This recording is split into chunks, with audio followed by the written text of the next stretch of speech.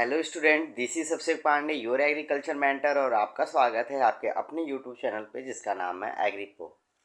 तो आपकी दिवाली अच्छे से बीत गई होगी और अब हम लोग पढ़ाई का फिर से पढ़ाई को कंटिन्यू करते हैं। ठीक है। आशा है आप लोग बहुत अच्छे से दिवाली सेलिब्रेट किए होंगे, दीपावली को। और अच्छे से क्रैकर्स और बाकी सारे भी फोड़े होंगे, उनका एंजॉय किए होंगे। तो अब कॉलेज भी शुरू होने वाला है, तो हम लोग क्या करते हैं, मिड टर्म के पेपर, इसीलिए मैंने आज के लिए सरप्राइज़ रखा था आपका कि मैं आज मिड टर्म का पेपर लगवाऊंगा आपको। ठीक है। तो ये एक हॉर्टिकल्चर का मिड टर्म का पेपर है, HOR 111, जिसे हम लोग फंडामेंटल ऑफ हॉर्टिकल्चर हम लोग पढ़ रहे थे। और रही बात आज आप लोग का चिल्ड्रन डे है, तो मेरी तरफ से आप लोग को बहुत सारी शुभकामनाएं। आपके आने वाले फ्यूचर में आप जो भी चाहते हो उसको आप अचीव करें। साथ ही साथ आप खूब मेहनत करें, खूब डेडिकेशन और कंसिस्टेंसी के साथ उस वर्क को करिए। जाहिर सी बात है, जिस चीज़ को आप चाहना चाहते हैं वो चीज़ आपको मिल जाएगा। तो चलिए आज की क्लास स्टार्ट करते हैं। देखिए, यहाँ लिखा है department of horticulture mid term examination 2021 to 2022, मतलब 2021 के बैच का जो लड़का होगा उसका ये मिड टर्म का पेपर है। बहुत खोजने के बाद मुझे मिला। ठीक है। तो मिड टर्म का पेपर अगर देखा जाए तो हमारे कॉलेज में, जो यूपी कॉलेज है, वहाँ 30 नंबर के मिड टर्म के पेपर होते हैं। 20 नंबर का इंटरनल होता है, मतलब आप कह सकते हैं प्रैक्टिकल होता है। और 50 नंबर का एक्सटर्नल एग्ज़ाम होता है, जो जहाँ की आप लोग का वो पेपर बाहर से आता है। ठीक है। तो वो चीज़ें होती हैं इस तरह। 100 नंबर के टोटल हर एक सब्जेक्ट जो कोर्स होता है उसका 100 नंबर का एग्ज़ाम होता है और उसी के बेसिस पे इवैल्यूएशन होता है। उस 100 में से आपको क्या करना होता है, अगर देखा जाए तो, क्योंकि ये मेरा चलेगा है नहीं, तो इस वजह से हम आपको लिख नहीं पाएंगे। 20 नंबर का आप लोग का हो गया प्रैक्टिकल। ठीक है। 30 नंबर का हो गया मिड टर्म। और 50 नंबर का आपका हो गया एक्सटर्नल। ठीक है। तो इसमें से ओवरऑल आपको 100 में से कितना चाहिए? 100 में से आपको पास होने के लिए, अगर आपको अच्छे से रिज़ल्ट लाना है और पास होना है, तो 100 में से आपको होना चाहिए ऐसा कि 100 में से आपका कम से कम 50 नंबर पासिंग मार्क्स है। ओवरऑल 50 नंबर आ जाना चाहिए, वो चाहे आप जैसे लाइए। चाहे आप मिड टर्म में 30 में से 30 ला दीजिए, 20 में से 20 आप प्रैक्टिकल में ला दीजिए, 50 नंबर हो गया, पास हो गए। ठीक है। लेकिन आपको डिग्री चाहिए, आप BSc AG का डिग्री लेना चाहते हैं, तो कम से कम आपको 55 लाना होगा। क्या लाना होगा? 55 नंबर हर सब्जेक्ट में लाना होगा, या आपका ओवरऑल जो पर सेमेस्टर का रिजल्ट होना चाहिए वो 55% होना चाहिए। लेकिन रही बात, आप पास होने के लिए तो पढ़ नहीं रहे हैं, आपको JRF और बाकी सारे कम्पिटिटिव एग्ज़ाम देने हैं। तो उसमें देखिए, मिनिमम हर जगह होता है 60%। मिनिमम हर जगह कहाँ होता है? 65%, सॉरी। अब 65% से ऊपर लाने की कोशिश करिए तो अच्छा रहेगा। तो उसी बेसिस पे तैयारी करेंगे। मेरा जो ओवरऑल BSc एग्रीकल्चर में जो मेरा OGPA बना है वो 7.77 OGPA था, मतलब 77%। तो आप कह सकते हैं, और हाईएस्ट जो गया था क्लास का वो 84 गया था आई थिंक। तो ये होता है। तो आप कह सकते हैं कि ग्रेजुएशन जैसे आप जब आप ग्रेजुएशन में आ गए तो वहाँ ऐसा नहीं है कि 94% जाएगा। तो 80, 85, 88 इस तरह नॉर्मल नंबर जाते हैं, और उतना इनफ है। ठीक है। क्योंकि आपको नॉलेज गेन करना है, आपको रट के पास नहीं होना है, आपको समझ के पास होना है। तो वही था, मुझे समझाने की कोशिश मेरी यही थी कि आप लोग अच्छे से पढ़िए और जिससे कारण आपके नंबर्स अच्छे आएँ। तो उसी की तैयारी के लिए हम मिड टर्म के पेपर अब लगाना शुरू कर दे रहे हैं, क्योंकि मिड टर्म का आपका टाइम टेबल जल्द ही आने वाले हैं।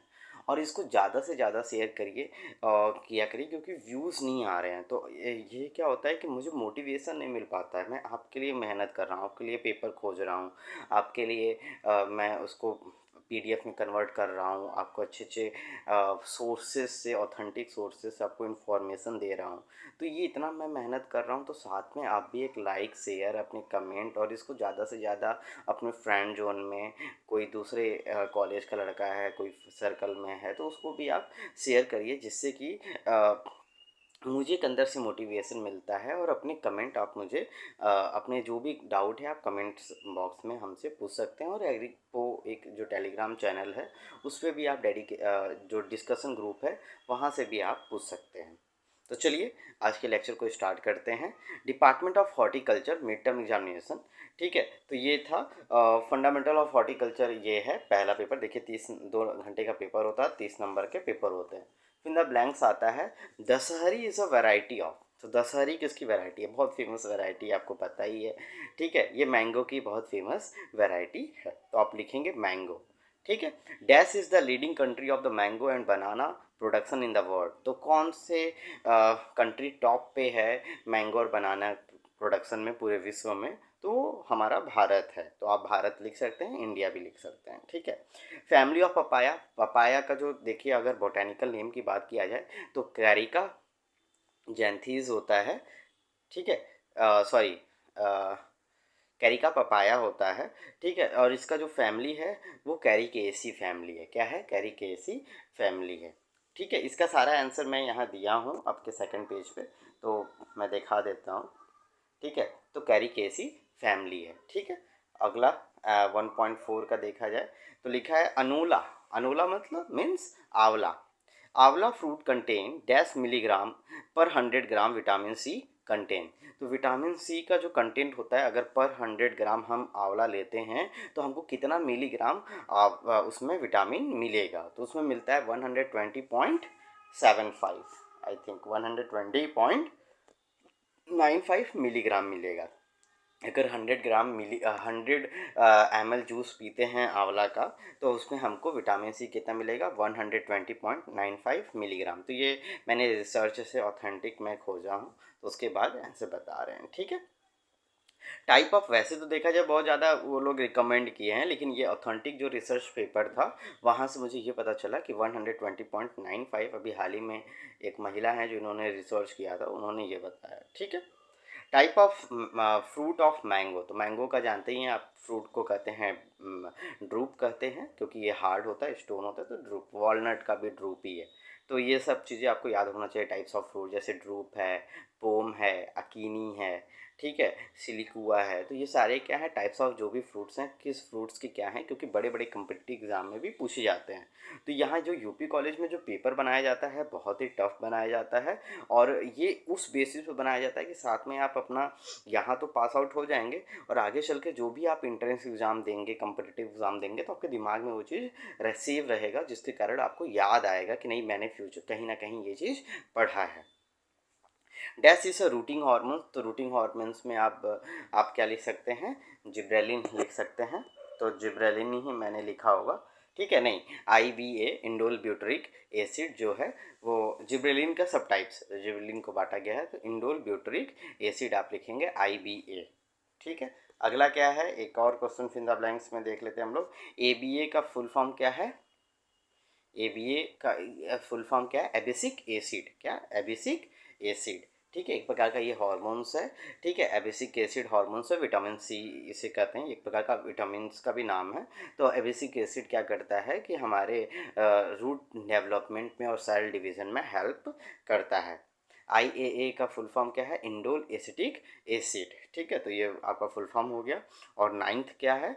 एप्पल इसे बोटैनिकली नोन एज। तो एप्पल का बोटैनिकली नोन एज का मतलब शायद यहाँ जो टीचर हैं वो ये पूछना चाहते हैं कि एप्पल का बोटैनिकल नेम क्या है। तो मेलस पुरमिला आप लिख सकते हैं, और आप ये भी लिख सकते हैं apple is botanically known as false fruit. तो एप्पल एक फॉल्स फ्रूट भी है, ठीक है, जिसमें पार्थियों कार्पे भी मिलता है। तो आप दोनों लिख सकते हैं, ठीक है। 1.10 it is a leading state in fruit production in India.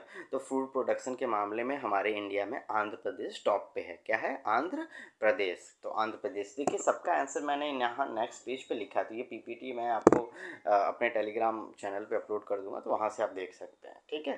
तो यहाँ क्या लिखा है? आंध्र प्रदेश, ठीक है। अगला क्या है? नेक्स्ट ये क्या है? Dash is rich in vitamin a fruit. Vitamin A सबसे ज़्यादा किस फ्रूट में पाया जाता है? तो विटामिन ए जो है सबसे ज़्यादा मैंगो में पाया जाता है, लगभग 4500 IU, ठीक है, इंटरनेशनल यूनिट पाया जाता है, ठीक है। अनियन क्या है? Onion is botanically known as allium cepa. ठीक है, तो एलम सेपा एलिएसी फैमिली इसकी है। तो अनियन को हम लोग, और इसको बल्ब क्रॉप भी कहते हैं, तो बल्बियस क्रॉप भी हम कह सकते हैं। तो ये सारे फिंगर ब्लैंक्स के क्वेश्चन थे। अब आगे चलते हैं, डिस्क्राइब की बात कर लेते हैं।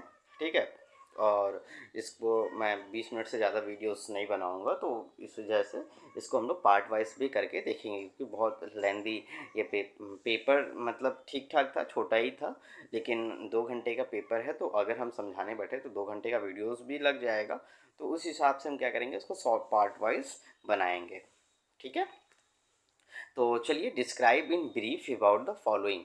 तो ये 1.5 नंबर के क्वेश्चन है, 12 हैं, तो सब में 1.5 लाइन लिखना है। हॉर्टिकल्चर क्या होता है? तो देखिए, हॉर्टिकल्चर, पोमोलॉजी, फ्लोरिकल्चर, ऑरिकल्चर, ये सारे क्या थे? ब्रांचेस ऑफ हॉर्टिकल्चर थे, जिनको हम अपने फर्स्ट लेक्चर में ही पूरा एक्सप्लेन किए हैं। तो आप फर्स्ट लेक्चर का मैं जो डिस्क्रिप्शन बॉक्स में उसका लिंक दे दूंगा, आप जाके उसको चेक इन कर सकते हैं। ठीक है, अच्छे से देख लीजिएगा, उसके पीपीटी का स्क्रीनशॉट ले लीजिएगा, या तो आप एग्रीपो के टेलीग्राम जो चैनल है उस पर ज़रूर आपको पीपीटी अपलोडेड है, आप जाके वहाँ से सर्च करके उसको डाउनलोड कर सकते हैं और देख सकते हैं। तो एक बार मैं बता देता हूँ, horticulture is a branch of agriculture science in which we deals the various production of crops, vegetative crops, flower crops, plantation crops, species, and their manufacturing and packaging, and how to their marketing in the market for the economic purpose. तो आप ये लिख सकते हैं। ठीक है, तो pomology क्या है? पोमोलॉजी जो वर्ड है वो पोमोस का मतलब होता है फ्रूट, और लॉगी का मतलब स्टडी। तो फ्रूट के जो वेरियस कल्टीवेशन मेथड है, और उनका मैन्युफैक्चरिंग है, और उनका प्रोडक्शन है, मार्केटिंग है, कैसे करना है, उसे हम पोमोलॉजी में करते हैं। फ्लोरी फ्रूट्स का, सॉरी, फ्लोरी जो हो गया फ्लावर का हो गया, और ओलरी जो हो गया वेजिटेबल्स का हो गया। तो ठीक है, तो pomology is a branch of horticulture in which we deals us how to produce different different kinds of fruits crops like mango, guava, lychee, and so on, and their production technique, manufacturing technique, post harvest technique, marketing strategy for the economic purpose on a large scale। तो same floriculture में flower जोड़ देंगे, और culture में vegetable जोड़ देंगे, example में आप ऑलरिकल्चर का नाम दे देंगे। तो बस इससे ज़्यादा डिटेल में नहीं लिखना है। हाँ, याद रखिएगा कि पोमोलॉजी किस वर्ड से डिराइव हुआ है, फ्लोरिकल्चर जो वर्ड है वो किस वर्ड से डिराइव हुआ है, और ऑलरिकल्चर, बस इतना याद रख के आप लिख देते हैं तो आपको पूरे पूरे नंबर मिल जाएंगे। Now moving to the next 2.5, unfruitfulness. ये एक इम्पॉर्टेंट है, क्योंकि ये सब मैंने देखिए आपको पहले ही बता दिया है, जिसलिए मैं दोबारा एक्सप्लेन नहीं कर रहा हूँ तो डिटेल में। तो डिटेल में आपको जानना है तो वीडियो के डिस्क्रिप्शन बॉक्स में आप जाइए, आपको ज़रूर बहुत अच्छे से समझ में आएगा। उसके बाद भी अगर कोई डाउट रह जाता है तो आप कमेंट सेक्शन में आप हमसे पूछ सकते हैं, मैं आपको एक सेपरेट वीडियो बना के दे दूँगा। देखिए, मैं बहुत मेहनत कर रहा हूँ आपके लिए, आपको दिख भी रहा होगा कि सर पीपीटी कैसे पढ़ाते हैं, पीडीएफ लेकर आते हैं, ठीक है, और अच्छे से एक्सप्लेन करते हैं। ठीक है, आप यूट्यूब पे सर्च कर लीजिए, आपको इससे अच्छा चैनल शायद ही मिले मेरे हिसाब से। जिस तरीके से मैं कंटेंट आपको दे रहा हूँ शायद ही मिले। तो थोड़े से मेरे एफर्ट का आप थोड़ा सा क्या करिए, केयर करिए, ज़्यादा से ज़्यादा इसको शेयर करिए, लाइक करिए, अपनी वैल्यूएबल फीडबैक मुझे ज़रूर दिया करिए। तो अनफ्रूटफुलनेस की बात अगर किया जाए तो अनफ्रूटफुलनेस क्या है? अनफ्रूटफुलनेस मतलब फ्रूट का ना आना, या फ्रूट का टिकना नहीं। होता क्या है कि जो पौधे होते हैं, इसको हम अच्छे से पहले समझा देते हैं अपने लैंग्वेज में, जिससे के दिमाग में अच्छे से कॉन्सेप्ट क्लियर हो जाए। तो डेफिनेशन तो हम लोग को जानना ही है। ठीक है, बुक में डेफिनेशन दिया ही है, और मैंने भी डेफिनेशन लगाया है, तो पहले समझ लेते हैं।